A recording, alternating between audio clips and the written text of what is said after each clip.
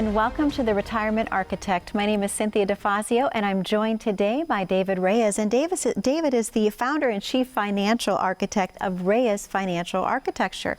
David, it's great to see you again. How are you? I'm very well. How are you today? I am doing fantastic, thank you. I always look forward to our time together because obviously the show is so interesting and informative, and the viewers have been so responsive to the show. So thank you for taking the time to do the shows. Thank you for being here. Thank you. Has life been quite busy for you? Always. Yeah. 3 kids. You know, my kids, I started young. My kids are 6, 9, and going to be 16, going to be 17. So it doesn't matter. It's always going to be forever. Yeah. Keeps me young. Yeah. What activities are they into, David, by the way? My son is 6. He's a baseball guy. He loves everything, but that was my sport. So thank God he can hit a baseball. My husband, same way. He loves baseball. It's his sport too. Yeah, my oldest is plays competitive soccer, great soccer player, and my middle one is my middle daughter Taylor is the puppy dog rainbows and butterflies. Aww. The beautiful happy girl, right? Every day is a perfect day, right? Yeah, absolutely. So she's great to come home to. They all are, but yeah, she's the happy one, right? Always never has a bad day. Light. I love that. I love that. Well, I know that the viewer response has been amazing because every time we open up the phone lines and we're going to the commercial break in weeks past, people have actually left behind viewer questions. So if you don't mind, I'd love to spend some time during our time together this week just going over those questions. Great. Okay. Are you ready for the first one? You have no idea what I'm going to ask you. This is David, I really enjoy your show. I am not yet retired. I am considering purchasing an immediate annuity using all the funds in my 403B plan upon retirement. Would the annuity distribution satisfy required minimum distributions? And how will placing the entire amount in an annuity be taxed? How will my monthly payments be taxed? There's a lot of questions in there. That's a good one. I know. So let me get this straight. So first and foremost, thank you for writing in, for calling. Appreciate it. So there's a couple things to tackle there. Number one, no matter what you buy inside of a 401k or IRA is going to be taxed as ordinary income. So the taxation is not going to change. So it's going to be taxed as ordinary income like any other IRA. As far as required minimum distribution, that's another piece of that question, is it should satisfy the required minimum distribution, what you need to take from the account to satisfy that distribution requirement for tax purposes for the IRS. And the third question is part of more of an investment question. Is that a good idea? You know, I love using annuities as a vehicle for cash flow. We want lifetime guaranteed income. That definitely fits the bill there. The only thing I don't like about immediate annuities is we don't have the death benefit, that flexibility that we have with other types of fixed annuities or fixed index annuities, where we have more flexibility with the cash value. But I'm glad that she has it. I would not put my entire account in an annuity. There's no way I would not do that. Now, clients that maybe need a lot more income, maybe we put a disproportionately higher amount of money. So let's say somebody had $500,000 and maybe, you know, typically maybe put $100,000 or $200,000 in, but maybe she really needs mostly lifetime guaranteed income, maybe put $400,000 in. Okay. You know, but I would never put 100% of my money in an annuity. All eggs in one basket. No, but for liquidity purposes, number one. Yeah. So I hope that helps. So the taxation would be ordinary income tax. It should satisfy the required minimum distributions. Okay. And 3, I'm glad that she's doing that. I may pick a different type of annuity, but I also would probably have at least 20% of my money in more liquid assets. Okay. But other than that, I think I'm glad that she's on that track. She's thinking the right way. Okay. Thank you, David. Very good answer. This is a great question too. You don't know what's coming, but here we go. David, my current advisor group only invests in stocks and ETFs. My new advisor group only invests in their own products. If I sell off my current advisor holdings, will I incur extra income and pay more tax on the sell-off? I have 6 account types, 2 Roth IRAs, 1 traditional IRA, 1 SEP IRA, and 2 regular investment accounts. It's a lot of these questions. I did not know these questions. Obviously. I know. Do you want me to repeat some? No, I'm kidding. 2 Roth IRAs. I'm teasing. It's a lot to keep track of. I would never dare you I'd ask be me that like, question. yes, please. No, that's great. Appreciate the question. You know, here I'll give a more broader answer. So if you're selling, so first off, if you have stocks, you have ETFs, that's fine. Well, I don't know what other assets you're talking about, other investments, maybe annuities, maybe other private investments. But there will be tax consequences to any investment that's not inside of it. If it's not in an IRA, it's not in a Roth IRA, there'll be tax consequences. So if you sold a stock inside of an IRA, and you made 100% rate of return, you don't pay any tax on that in an IRA, nor in a Roth IRA, so any IRA. But if it's in a taxable account, then you have to be more careful. Okay. So I have a lot of clients that have owned Apple stock over the years, and they bought it maybe in a brokerage account that's taxable. Well, if we want to sell off some Apple stock to diversify out of it, we have to be very conscious of the tax consequences of the stock purchase. And I do that all the time for clients when we're diversifying assets. We don't just sell everything. We're not going to do that. Okay. As a fiduciary, I have to make sure that I'm not injuring my client. So if you're bringing over $1 million worth of Apple stock and that's all of your assets, and I sell all those stocks that day, that's a problem. Absolutely. We're not going to do that. We're going to do that over time. So in a taxable account, you want to be very careful about, so if I was reviewing this for her, and I would do that, I would look at, here's the tax consequence if we sell everything. And then if we can be more tax efficient with it and more smarter with the taxes, is there a way to stagger maybe the sale of those assets? If they're good, if they're not really good assets, we don't want to have the tax tail wag the investment dog, I like to call it. If it's a bad investment, I want to get out of it. Okay, right? But if it's a good, maybe it's an Apple stock, I want to maybe have a more of a plan and saying over maybe a 2 or 3 year period, I get out of this asset. Okay. But I'm glad she's asking that because she's thinking smart about the tax portion of it. So again, if it's in an IRA, if it's in a Roth IRA, there is no capital gain, there is no tax. If it's in a taxable account, a brokerage account, and an after-tax account, then you're going to pay taxes on gains inside the portfolio. So we want to be aware of that. Any advisor, you have to look at this, make sure they review what are the tax consequences if I did sell. Okay. Thank you, David. Excellent answer. Yes. David, an IRA is being willed to me. If I inherit it before the age of 59 and a half, can I have it sent directly to my own IRA? What are the tax implications? Yeah, so you can't commingle an inherited IRA. So only if you're married, you can do a spousal IRA. You can do that, but an inherited IRA, there's different rules for. So you could not do that. You'd have a big tax problem. Okay. So you would just always leave that as a separate account. And then you're going to have to take distributions based upon their age. So you will have to take out, depending upon their age of 70 and a half or 72, based upon the new RMD rules, you'd have to take out distributions every year based upon what they would have taken out. Okay. But it's still a great way to at least have an asset that you're only going to pay taxes on, on those distributions. And so the reality is, and the rules have changed. So now it's a 10-year distribution cycle. So really, you have to take the assets out over a 10-year period. Okay. So I apologize on that. Yeah, that would be a 10-year distribution on that. So you would definitely not want to commingle that, because if you did, you would accelerate the taxes all in that 1 year. Okay. Wow. So, yeah. If it was $1 million IRA, and then you would pay 40-50% taxes, state and federal income taxes on that rollover. So you would never want to do that. So you'd want to take them out over a 10-year period, and pay the taxes over that 1/10 per year. Okay. So that's actually a good question. The rules have changed recently relative to inherited IRAs. There's some planning that needs to be done relative to that, that can help to mitigate the taxes further on that. Some estate planning things that we can do, but that you need to do hopefully before that person passes. Okay. But another good question. Excellent question. And David, it's time for us to open up the phone lines to the viewing audience at home. Can you tell them what they can expect to receive this week by calling in? Yeah, so we're happy to give, again, for years we've been doing our second opinions, our retirement blueprints for Reyes Financial Architecture for 15 years now, and we're offering the same thing to our television listeners.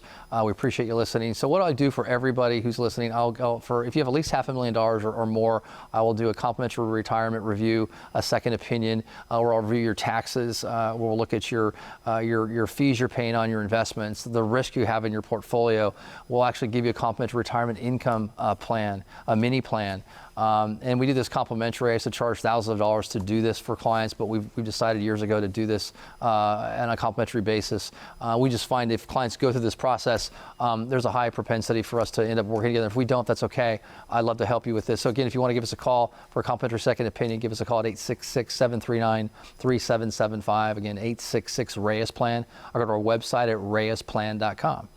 Thank you so much. To the viewers at home, the phone lines are now open. That number to call is 866-739-3775. We know you have a lot of questions about how to plan your perfect retirement. David has the answers for you. And again, we have 10 spots available this week. The phone lines are now open. The number to call is 866-739-3775. When we come back, we're going to have more of your viewer questions, so you're not going to want to miss the remainder of the show. This show is all about you, so please stay tuned. How confident are you in your current financial plan? Do you know with certainty how the recent market volatility will affect your future hopes and dreams? How much are you paying in taxes? And how much are you losing to unnecessary high fees? You didn't work to save this money so that you could spend your time worried in retirement. Now is the time to take charge of your finances so you can feel confident about your future. Call in during the next 30 minutes of today's show only to set up an absolutely complimentary, no obligation, full-blown financial review that will result in your own customized written plan. This is a $999 value that we're giving away complimentary to the first 10 people who respond. We'll start with a full-blown analysis of what you already have by running a report to untangle how much you are currently paying in fees, how you're allocated for risk, and what it's costing to work with your current advisor. Next, we'll identify your goals. Where do you see yourself in the next 5 years? Where do you want to go, and who do you hope to go there with? Is your current financial plan set up to get you there without mishap? Let's design a roadmap to create a financial plan you can follow with confidence. Get the piece that so many people are missing from their retirement. Find out how having a written plan can make a difference to your retirement dreams. Call now to schedule your complimentary, no obligation, full-blown financial review today. Welcome back to The Retirement Architect. My name is Cynthia Defazio, and I'm joined today by David Reyes. And David is founder and chief financial architect of Reyes Financial Architecture. David, a great first segment of the show. And again, I love this because it's all viewer questions. And we know that the show has been so well received by the viewing audience. I love that they take the time to actually leave their questions for us because they're very detailed. Yes. So they're really different pieces and parts of the questions. Are you ready for a few more? Maybe, yes. Maybe? Okay, yes, let's see how we do with this one. It says, David, I was advised to roll my 401k plan from a previous employer into a traditional IRA, which I did. I haven't made any contributions to it since rolling it over, and it's grown very little. I have a 401k with my new employer. Should I roll my traditional IRA into my new 401k account? What advice do you have for me? Got it. These are good questions because they're real practical. That's why. These are questions people have. Well, should I? So first off, I'm glad that you moved your 401k, even though you didn't make money into an IRA. Because again, people get confused. Well, your IRA is not an investment. What is inside of the IRA? So you can invest the money. What you need is a different investment plan if you're dissatisfied with the results. But I wouldn't move that IRA back into a 401k plan. Okay. What I would just do is, if you have an advisor, maybe have another advisor look at it. But what happens is when we move that money back into the 401k plan, we lose control of that asset. Now it feels like we have control because it's in our 401k plan, but we're very limited by the investments that we can invest in within that plan. Where at least with the IRA, you can invest the money however you'd like to have it invested. And so I never like to see clients move money back into a 401k plan because it is more restrictive. Okay. There's a lot of things that we like to invest in real estate. We like to invest in lifetime income type of products that you can't get inside of your guaranteed lifetime income products that you can't get inside of a 401k plan.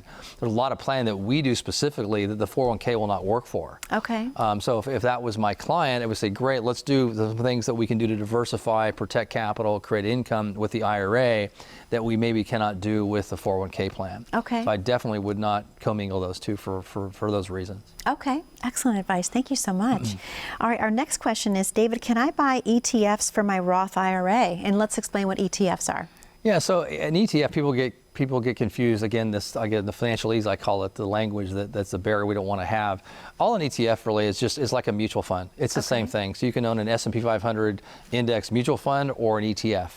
ETFs are less costly, both external fees and internal fees. They also are more tax efficient. So you can sell them intraday, where a mutual fund you cannot sell during the day. So if the market was crashing, you were freaked out, it's the end of the day. So with an ETF, it's much more liquid, more tax efficient, much more friendly for fees. We don't use mutual funds as a firm because they are expensive. Okay. They are less liquid. They are less tax efficient. So an ETF is, think of it like a fund. It's a bunch of stocks. It's diversified in a particular sector or indice like the S&P 500. And so it's a good way to just replace a mutual fund with an ETF that may own the same investments. You can own the S&P 500 in a mutual fund or an ETF. You're going to have more money, in the ETF and more tax efficiency because of less fees and less taxes. So hopefully that makes sense. It's just a more efficient mutual fund. Think of it that way. It's the new breed. In fact, I'm not really sure. There's very few scenarios where a mutual fund even makes any sense at all as a financial vehicle. So that's a good question. The average cost of a mutual fund is about 3%. We do an analysis every day for clients. Part of our review process is we do a fee audit. And I will tell you the average cost that a client's paying in fees on a mutual fund that we review is about 2%. According to Barron's, it's about 3%. But doing it every day, part of the fee audit that we do, so why pay 2% if we don't have to? If I can cut that at half or even more, we're saving the client money, and typically that's the case. Absolutely. David, thank you so much. This is a great question, too. This is a longer one. Are you ready? Okay. My wife has been retired from the workforce for 8 years, and the two of us have approximately $750,000 in assets and no debt. Our combined Social Security benefits today would be more than adequate to sustain our current lifestyle. Is there any point in waiting an additional 3 years to retire at full retirement age if I can comfortably live off Social Security benefits now? David, what advice do you have? Yeah, that's a good one. So we do a lot of Social Security planning. It's part of retirement income planning, right? Focus on income. So we have to look at Social Security. We have to look at debts. So this is a perfect case study. What are the liabilities? What are the liabilities? What does Social Security look like? What do the investments look like? So no debt, great. They're ahead of the game. Obviously, they don't have a lot of expenses because they can live off of Social Security. What I would recommend, because your Social Security benefits between 62 and 66, 67 actually, will grow at about 6% per year, okay, which is pretty good. After from 66, 67 to 70, they grow at about 8% per year. So what we want to probably do, if that was my client, we want to look at the difference between deferring Social Security because it's guaranteed. I like guarantees. Guaranteed. That's why we don't want to pay off debt. Guaranteed. We don't have any debt. We have guaranteed Social Security lifetime income plus inflation. So I want to maximize that benefit. So what I would probably do is look at taking the Social Security earlier now. Let's say they're 63 or 64 versus 67. And living off of the assets. So what I probably would do in a perfect world, generic, because I do this every day, probably look at let's have an income plan where we take some money out of the existing 401k and let the Social Security grow, then turn it on at full retirement age is what I probably would do. Again, everybody's going to be different. But I would say, you know, that would be a pretty good advice that I would give to somebody like that. But just make sure that they have a good plan with the protection of that capital and create an income plan for that. At a minimum, how do we bridge the gap between 60, you know, let's say it's 63 to 66, 63 to 67. What are we going to do over that 3 or 4 year window to bridge the gap to get us to full retirement age? I don't like to take Social Security before full retirement age unless you know it's necessary.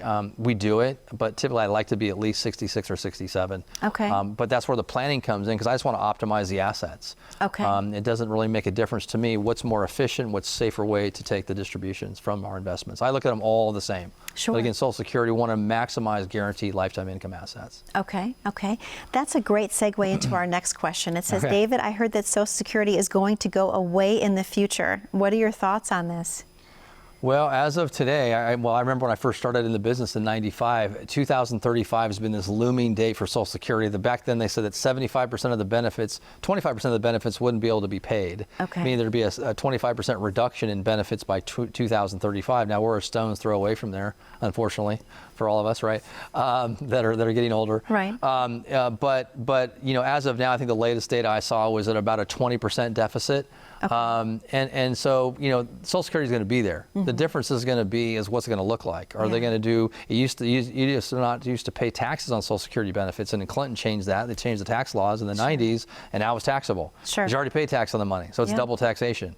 And now, you know, now there could be means testing. They're now, you know, there's other things we're talking about. So, you know, as far as it being there, I'm not concerned about it being there. Is it going to be there in the same form? Most likely not. Every few years, there's going to be changes that typically have happened historically with Social Security benefits.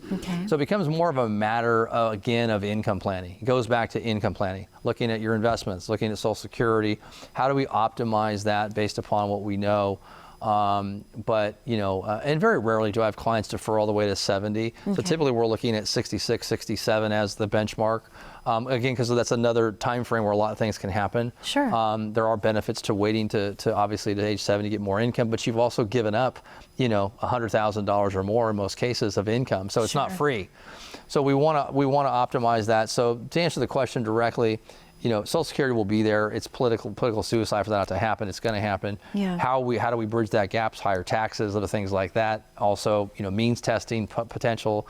Where if people are phased out, higher contributions for certain individuals that make certain income for higher FICA taxes. Okay. So, but I would not, as an overall statement, I wouldn't worry about that. But I would just more focus on the planning part of it and how do I optimize that for my own personal situation. Okay. Thank you so much. Yep. Excellent answer. Thank you, David. Yep. It's time for us to open up the phone lines again to the viewers at home. Do you want to tell them what they can expect to receive? Yeah, so for the first 10 callers, thanks for watching. We'll offer a complimentary second opinion, a retirement review.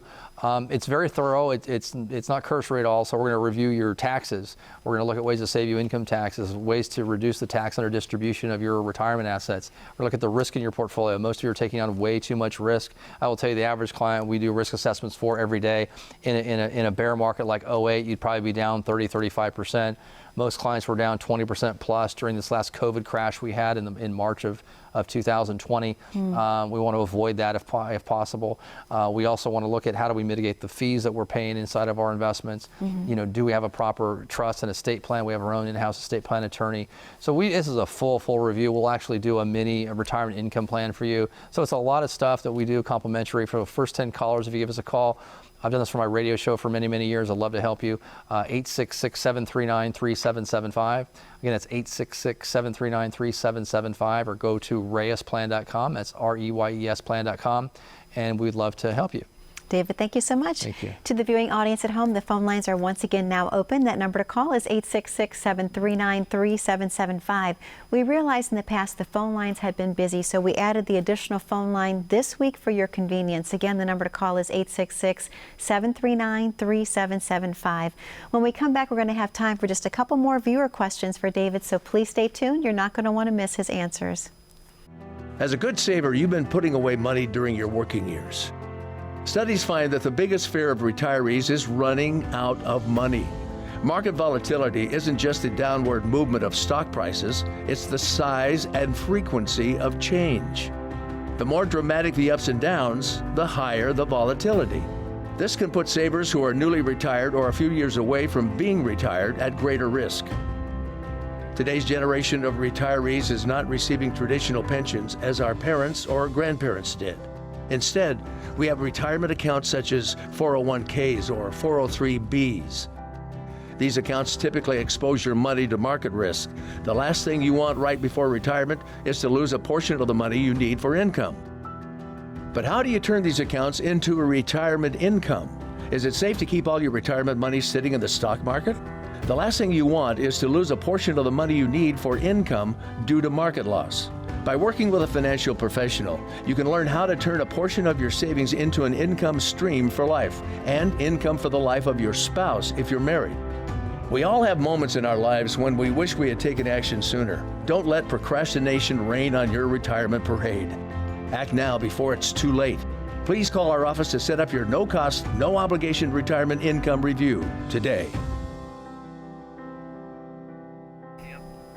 Welcome back to The Retirement Architect. My name is Cynthia Defazio, and I'm joined today by David Reyes. And David is the founder and chief financial architect of Reyes Financial Architecture. Wonderful show, all viewer questions, and I love how diversified these are because they're really just amazing. We have time for just a couple more. You ready? Sure, it's a test today, right? Okay. Yeah, it's a test. It's a test. This one says, David, I have most of my money in a traditional IRA. I'm 66 years old and I'm still working. Is it better to convert to a Roth IRA and invest? Am I able to transfer the stocks in the traditional IRA, or do I have to sell them? Any advice you can give me, David, is greatly appreciated. That's a great question. Really good question. That's a real question. We face that all the time. So two parts of that really is, number one, should you do Roth conversions today? You're working. That's the first part. I would wait. Again, this is not knowing you, but I don't like to do conversions while you're still working, because the fact is, let's say you're making $100,000 a year and we do $30,000, $50,000 conversions, that goes to your tax return as ordinary income. So it's like you guys gave yourself a raise, which we don't want that raise right now. We'll take the raise in retirement. So what I want to do is I want you to wait until you retire, and then what we'll do it proactively. We would do it now, but put a plan together to where we're going to do methodically a conversion plan over the next 3, 4, 5, 10, 20 years. Sometimes it's a long plan that we'll do. Sometimes we want to squish it in a short time frame, or we want to just do it methodically over a long time period. I like to do conversions more aggressively right now over the next 5 years because of the tax laws the way they are right now. And then as far as your investments go, yeah, you don't have to sell. So let's say you converted $100,000 into a Roth IRA, and let's say your tax were 20%. Well, you're going to get a tax bill for $20,000. Now, what you choose to do as far as where that money is going to come from is up to you. But the fact is that no, you don't have to sell anything to move the money to a Roth. It'll automatically go over and convert to a Roth account now. That's how it'll be registered. But you may have to sell assets in there if you choose to use that to pay the taxes. You may need to do that. But if you have other outside assets that are more tax favorable, you may want to do that as well. So two parts: defer the Roth conversion until you retire, if you're going to retire soon, and then secondarily, you don't have to sell investments if you choose not to want to do that. Okay, excellent answer. Thank you so much. And this is a great question. It says, David, I was blessed enough to receive one of the complimentary retirement reviews. What can I expect when I come into the office? Yeah, so expect to learn a lot. How about that? Number one, learn a lot. Learn a lot. Perfect. Be killed with kindness, learn a lot, and just again, have a conversation. Get to know you. I always say the planning is the easy part. The more fun and interesting part is getting to know my prospective client. Great families here in San Diego. So just relax and have fun, and just get to be in a position where you can have somebody that's on your side that's trying to help you out. So sure. I would look forward to seeing you. Absolutely. And how long does it typically take? How long should they be blocking aside for this? We block out 2 hours per client per meeting, because I don't ever want to be rushed with an appointment ever. But usually it's about 90 minutes is normal. An hour is typically maybe not long enough. An hour 15, hour and a half. So 90 minutes is average. But it goes by quick, and it's painless, and we just have fun and we talk and get to know each other. So yeah, I say 90 minutes to 2 hours. Okay, excellent. I know that they're going to be very excited to come into the office. Obviously, we've seen so much positive response from the viewing audience. The questions today were just amazing, and I can't wait until we have more actually for some of our future shows together. Yes, they're awesome. Absolutely. I can't believe we're out of time already, David. Thank you so much for another amazing show this week. To the viewers at home, once again, thank you so much for watching. The number to call is 866-739-3775. For your complimentary retirement review, please call today. David would love to hear from you. Again, 866-739-3775. Thank you for watching. Be safe, be happy, be blessed.